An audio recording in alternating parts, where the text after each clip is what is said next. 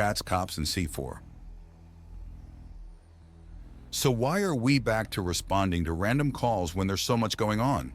Vera asks. Because they're still putting everything together and interrogating the many, many caught criminals. We've done our part, and just because the workload is large doesn't mean that crime is suddenly going to stop. Especially seeing as how we have another murder, Chunk answers. And they're still taking precautions. No officer is to go anywhere without backup, and everyone is to be carrying larger weapons than normal, Meishalan says. Which means nothing to you and me, we fight unarmed. Vera replies, and not to my little brother, who on a casual day has more munitions than the entirety of the station. Meishalan replies, and Vera cackles. We're coming up on the murder site now. Linda states even as Cenk opens his window to look out. The area has already been vaguely cordoned off, and a pair of officers are standing guard, looking very paranoid as they do so, but not to the point they're pointing weapons at Linda's vehicle. You're the ones they sent? The officer asks, and Linda nods and goes to talk with them, even as Cenk goes for the trunk of the car and pulls out a case with the proper scanning equipment. They weren't normally on evidence collection, but with the station itself being hit, they needed a show of force that would take far, far more than most organizations could bring to stop. Hence the Undaunted, the Takra, and the Empty Handmaster. Short of a Crimson Hewer squad or, we're being watched, Vera states, and everyone turns and follows her, pointing to see a snicked woman on a nearby rooftop. Her wings buzz out slightly for a moment, but she makes no other reactions. She's also unlikely the criminal, as the body has been damaged by fire, which is odd in and of itself. Plasma is usually more thorough, and lasers leave burn trails. Civilians are allowed to watch so long as they don't interfere with police business, Linda says, and Vera lets out a low growl. I know, I get the same feeling, Cenk confirms. Then why aren't you doing anything? Because she hasn't done anything yet. We're the law. We don't come down on people for what they might do. It's what they've actually done that concerns us. Which means that until she does something other than stare like a creeper, we don't do anything to her. That's just asking for a cheap shot right in the butt, Vera says, staring at the snicked. Maybe, but the restrictions on oneself can and will force you to do better and be better, Cenk says, twisting the complainant into a challenge. All right, so I've only got basic training with this device and no actual field experience. So if I slip and bludgeon someone over the head with this, then I apologize in advance. How can you misuse an investigative scanner so badly you beat someone with it? Linda asks incredulously. Bad joke, I suppose, he says before activating the large brick-like device. Invisible beams of light lance from the box and sweep the alleyway as he methodically runs it over the area. All right, it's putting together the crime scene. He sets the device on the roof of the car and waits a few moments for it to process. Then it projects a pale blue aura over the area. It shows indications of irregularities and things of note. The victim's name is Helena Thrice. She was shot through the chest with a laser weapon and then set on fire. No evidence of any form of chemical fuel, meaning the fire was axiom-based. Cenk reads out loud. The angle of the blow is weird. Can this device simulate her standing up? Meilon asks, and Cenk taps a few commands into the scanner and projector.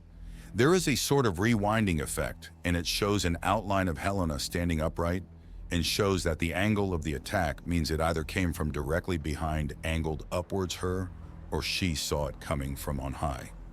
Linda steps over and zooms in on the wound to see if the greater concentration of heat was on the front or back of the torso. She saw it coming, which means that the crime scene extends up there. It's thankfully the roof opposite of where the watching snicked is.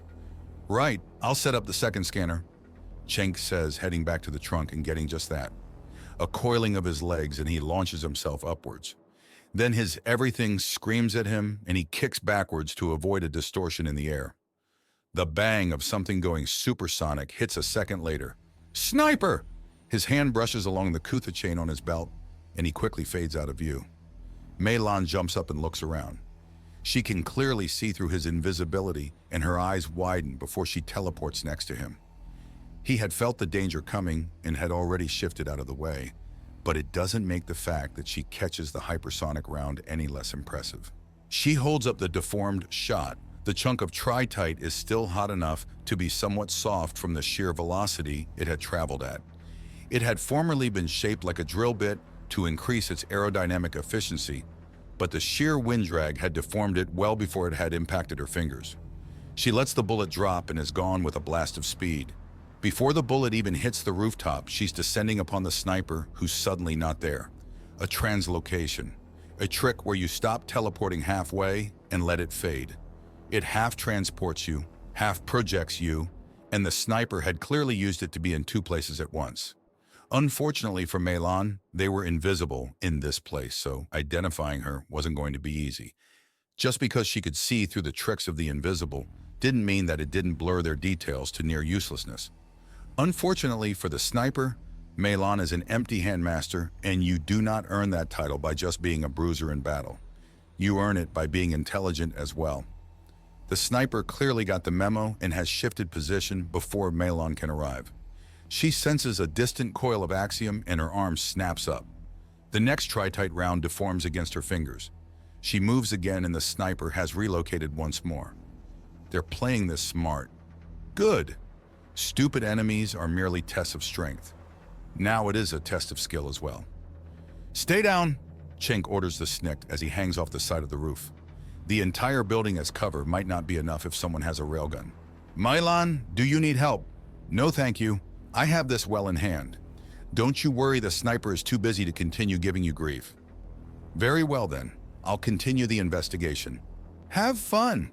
I am, she says cheerfully, and the call ends. Cenk hoists himself back onto the roof and shrugs.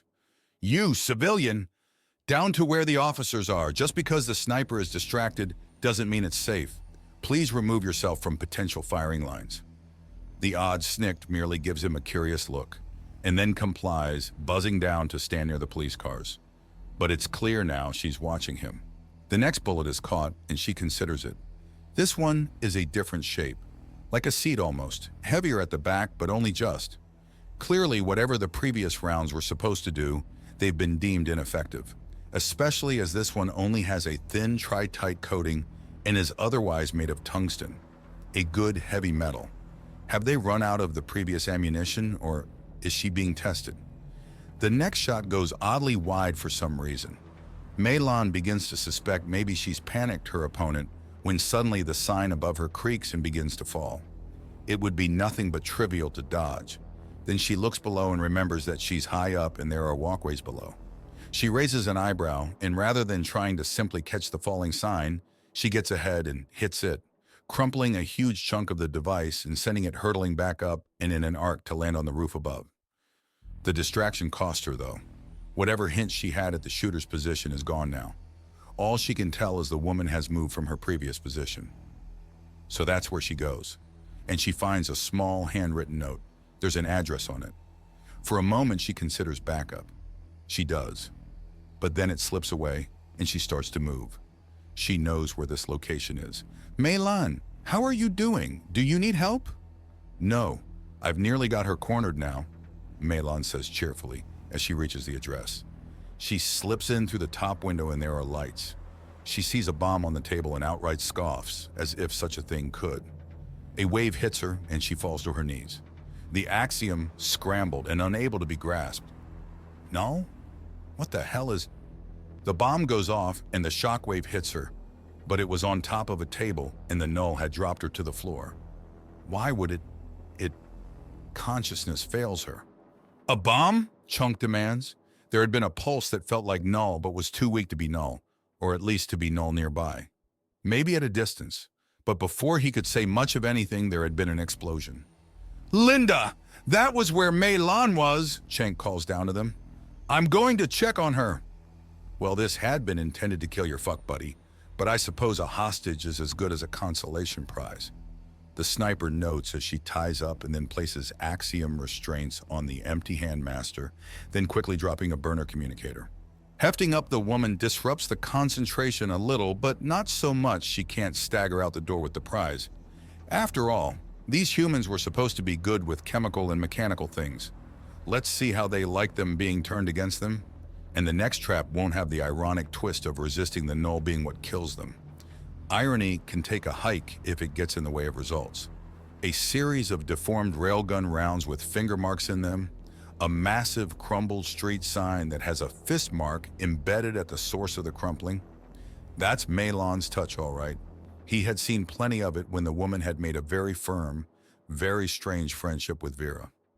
The perforated apartment is something else, though, and he peeks into it to see a devastated room with a clear line of damage that seems to start at waist level and only go up.